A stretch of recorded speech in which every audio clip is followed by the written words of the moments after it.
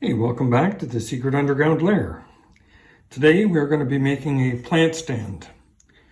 Not exactly drawn to scale, but the sketch is roughly 4.5 feet in height and 16 inches from the back of the rear leg to the front of the front leg.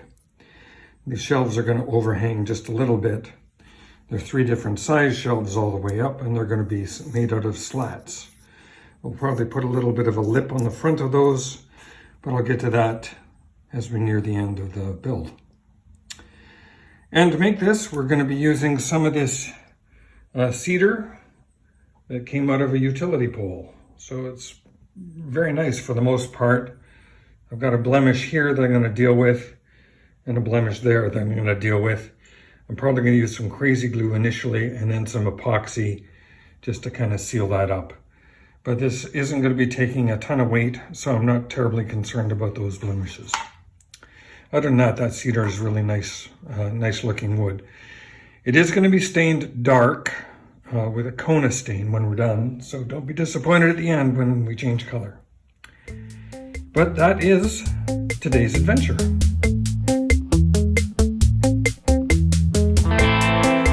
So my first trick in this is getting some angles cut. So you can see that this piece here is going to meet this piece at a very oblique angle. I'll run some pocket screws through here to attach it, and then some plugs on the end to cover that. And down here I want to make sure that I'm 16 inches from that back edge to this front edge, and I have to get that set up with the square so I can cut that off evenly. Now I've put a mark down here in terms of where I want the length, in other words the height of this to be. So I'll put my square along this back edge, come across, and I should be able to put a line across there where I want to cut that. Let me set up the tripod and I'll show you what I'm going to do here. So I have these guys 16 inches apart from here to here. And with the square, I can now mark where I want to make that cut. So I'm lined up with my length here.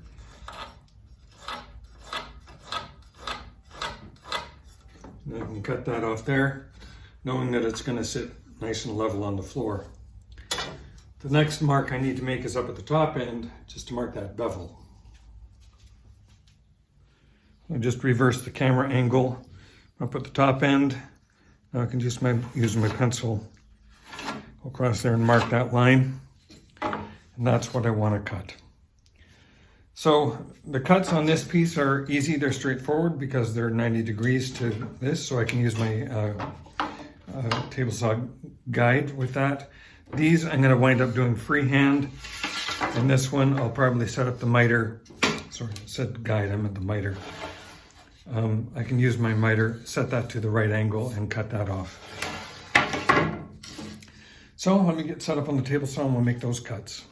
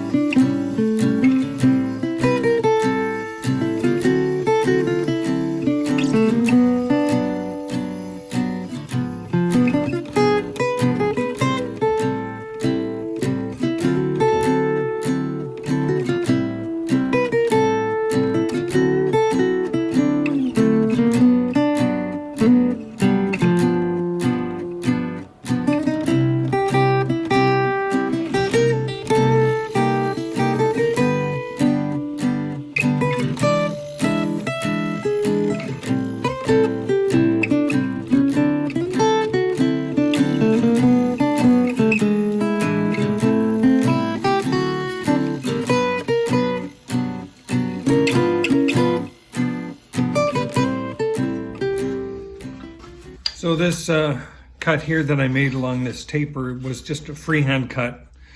I'm going to use my planer, hand plane, and just even that out a little bit so I'll get a more flush fit. But I think I'm reasonably close there, so I'm happy with that cut. This one wound up being about 15 degrees, and no, I didn't do that in slow motion. I just went really, really slow to avoid tear out. So now we'll cut the other pieces at straight 90 degrees.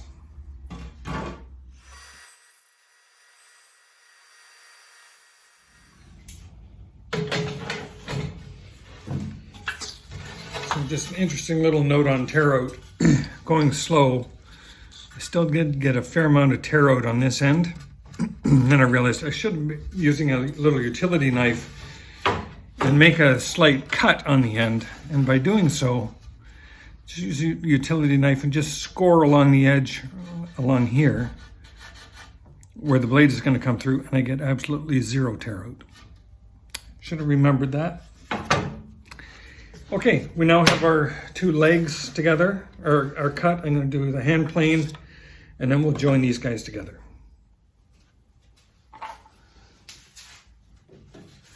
So to join this piece, I've just gone over with the hand plane, just a few light passes, and that's given me a really nice tight and flush finish right here. Between these two pieces, I'm very happy with that. I'm going to use wood screws like this. These are 2.5-inch wood screws.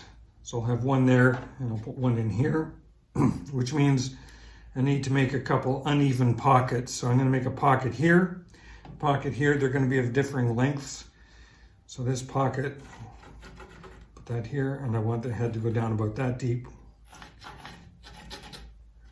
It's going to be there, and I want the head to go down about that deep. Just trying to ensure that I get the bulk of the thread in this leg rather than in this leg. So these holes start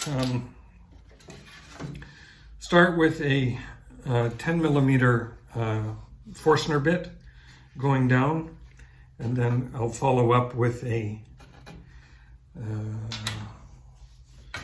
not an 8. How big is that bit?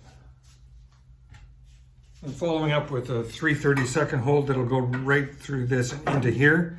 The pilot hole is 3/32, and then come back and drill a third hole, 1/8 of an inch, to accommodate the shank of the screw. Like I say, I don't want any binding in this piece. I want it all in this piece. So let's start with the Forstner bit.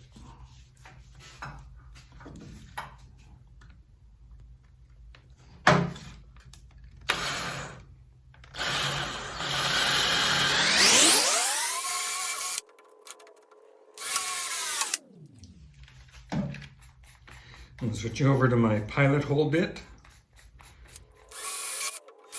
That pilot hole bit just sits perfectly in the bottom of the little dimple made by the Forstner bit.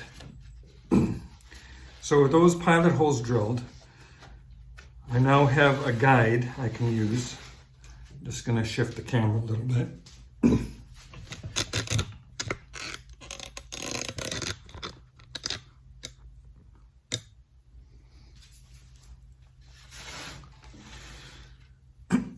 So I have a guide now I can use to get all the way through, just to touch this rear leg. That's tricky. Yeah.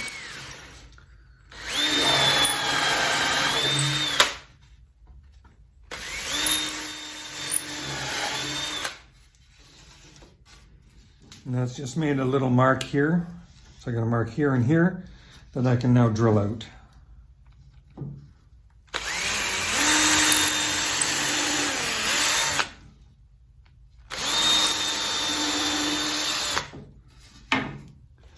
And finally, going with the 1/8 bit through here, just to reduce any pressure on the shank of the screw.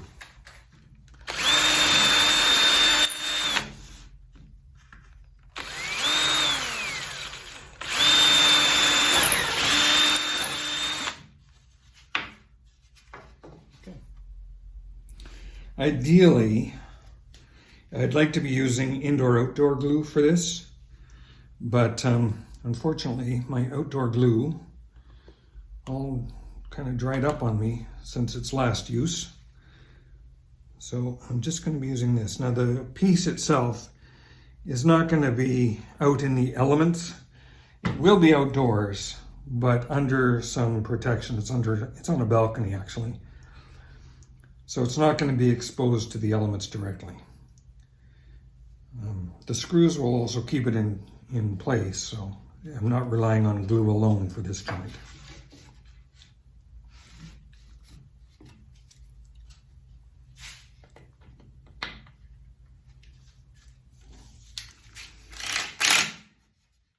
That's better.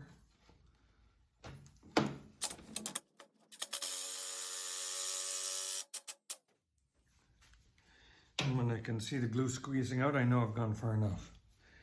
Put a little sawdust on that.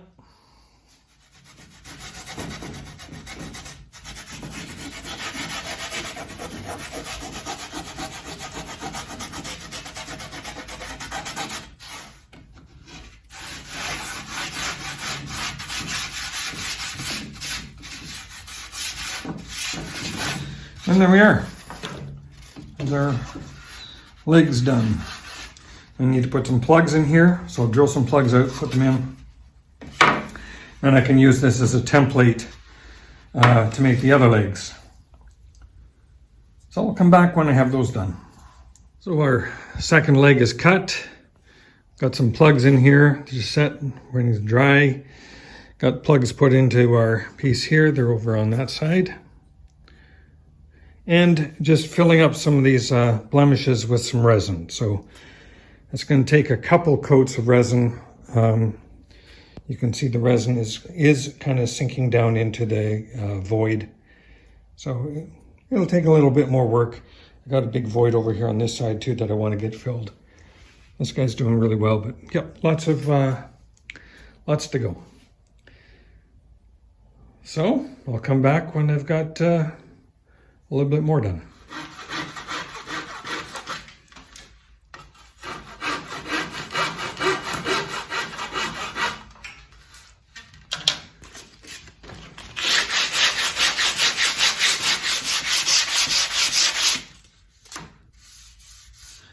I'm pleased with that. Those plugs have practically disappeared.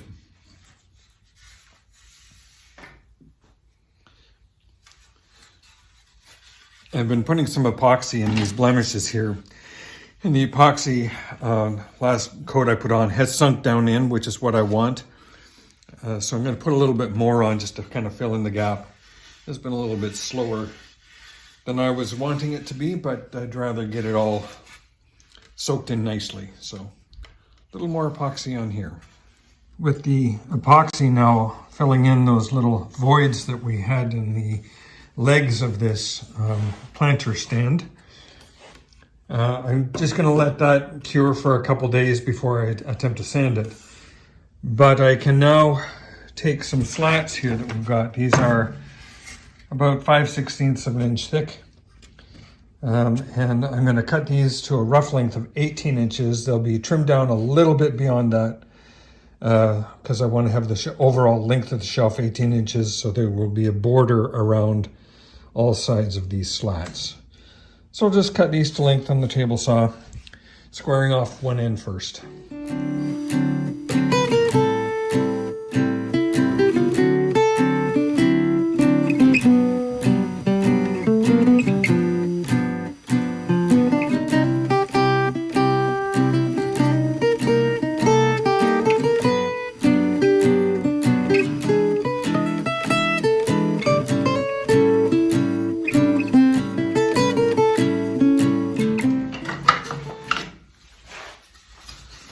There's some slats for the shelves. One shelf is going to be about 12 inches wide. The next shelf is going to be about 10 inches wide. Sorry, first shelf is going to be 16 inches wide. So I think I need to have 6 pieces there. The next shelf is going to be 10 inches wide, or 12 inches wide rather. And the top shelf is going to be 8 inches wide. So I'm going to need to come up with another slat for that one shelf. But I do have some cedar material around, so no problem. So we now have all the slats that are necessary for the shelves. I had to do a little bit of repair on a little bit of epoxy on one of them. And I'm now working on the rails that are going to hold the shelves. So the shelves are going to be sitting in here. We'll put a little groove in here so that the shelf slat can sit in there. And this rail will go all around the shelf, forming the perimeter of the shelf, giving a little bit of a lip on the leading on each of the edges, keep things from sliding off. So I have some material. I don't have quite enough, so got another piece set up here. Just run that through the saw. Give us hopefully the last piece that I need for doing these rails. So we'll just cut that up now. I've got our 3 pieces now. What I'll be doing at this point is cutting a groove in each of them to accommodate the width of this slat. And then I can worry about cutting these to length and getting them at 45-degree angles so they all join together nicely. So let's move on to the slat. The little slot for the slat. The slat slot.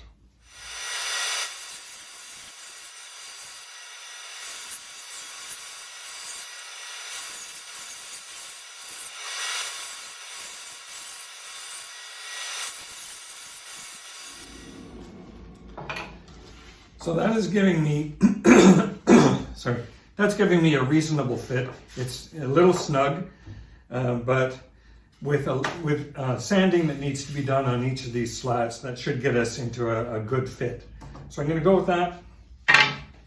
What you saw me do here was a single cut right down the middle of the piece, like that. And then I moved the fence out a little bit so I could go on either side of that and get a wider channel. So I'll just continue that with these other 2 pieces, and then we'll have our slots cut.